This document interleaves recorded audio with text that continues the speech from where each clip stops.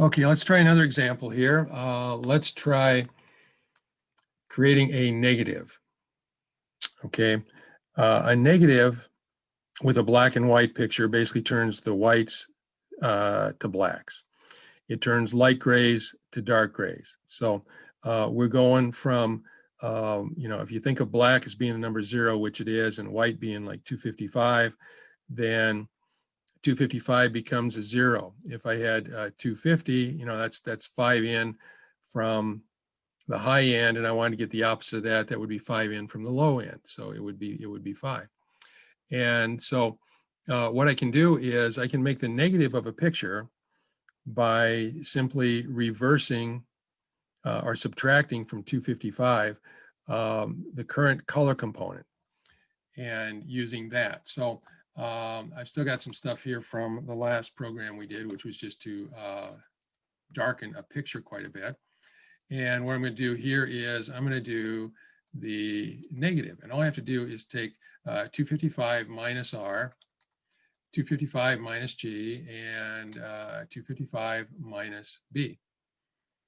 So if red is very high, it will become very low. And same thing with green and blue, and vice versa. If they're very low, they'll become very high. So let's try running this program on our roses picture. And so if we take the red out, and it's mostly red, or if we take the opposite of red, that's going to be very high red component, very low green and blue.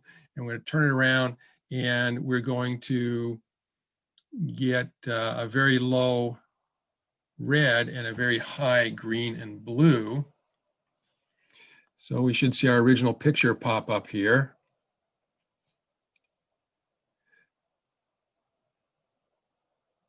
So if we take out the red, that's going to be the opposite, basically a negative of red. And so it looks like we're getting a combination of green and blue, which is kind of an aqua color. So it's real easy to do a negative. Let's try a few other things. What if I wanted to make this into a black and white picture? Okay. How could I do that? Black and white, or grayscale, is where all of the pixels are an equal amount of red and green and blue, so that the numbers are the same. And if they're all 0, then I'm going to get pure black. If they're all 255, I'm going to get pure white. If they're all 128, which is halfway in between, then we get a real medium shade of gray. The higher I take those numbers, the closer it's going to get to white. The lower I take those numbers, the closer it's going to get to black. So if I want to turn into a black and white picture, what I've got to do is, what I want to do is, if there's a lot of brightness there, if there's a lot of color there right now, then I want that to be more of a white color in my picture. So I can measure the amount of color there by just adding up the red and the green and the blue and taking the average of them. That's what I'm going to do. We'll see how this turns out. Average equals red plus green plus blue divided by 3. And then what I'm going to do here is I'm going to do average for the red, average for the green, and average for the blue. And it'll be a grayscale picture, all right, because if these numbers are the same for every pixel, it's going to be, everything's going to be a shade of gray. So let's run it, and we'll hit enter over here. We'll get our original red picture up here in a second. And now let's see what we get with our, and there it is. There's no color in that picture. It's all shades of gray. And we can still recognize the original picture. It's just that we've taken all the color out of it. Okay, we're going to try another algorithm here. You've seen sepia tone pictures where everything is kind of a yellowish brown kind of a color. If you want to make a picture look old, that's a good way to do it. So how do you make something look like that?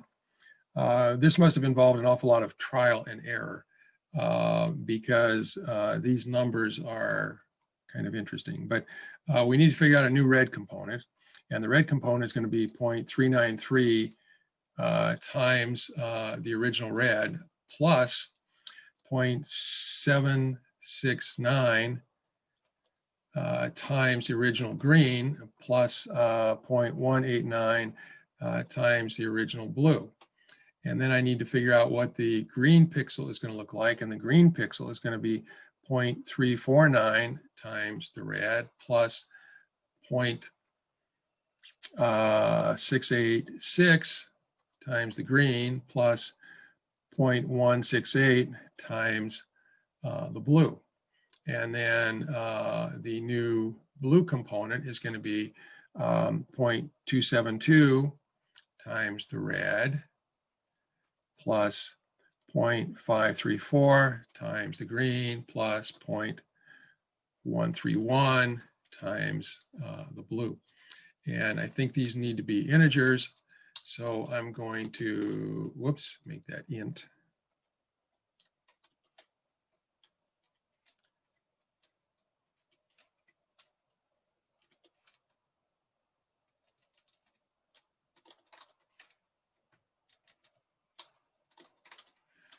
Okay, and those are going to be my new red, green, and blue components. So I've got to replace red with TR, comma, green with TG, comma, and blue with TB. And let's run that on our roses picture.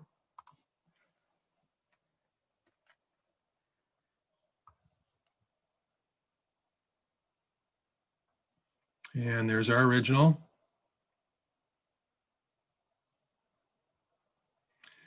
And there is our sepia toned version of the same picture. I don't know for sure where these numbers came from. I just looked them up on the internet. I want an algorithm to convert from color to sepia. And these are the numbers that I found. You know, I don't know if there's some very specific way that they came up with those numbers or whether it was just by a lot of trial and error.